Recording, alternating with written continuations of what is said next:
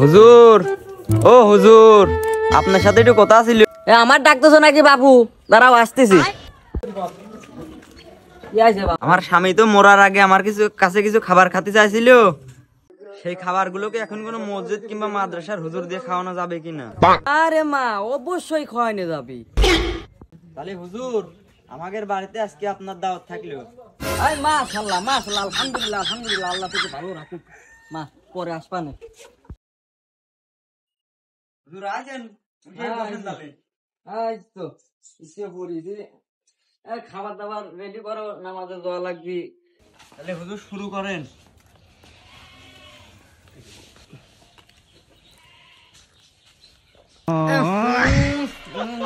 লাগতেছে গো। কি গো? এইটাই তো খাতি চাইছিল।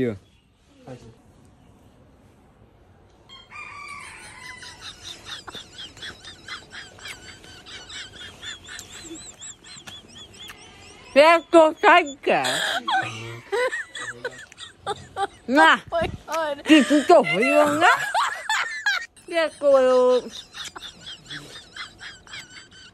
জিনিসটা কি? হ্যাঁ, এত শক্ত হলে খাওয়াবে জিনিসটা কি?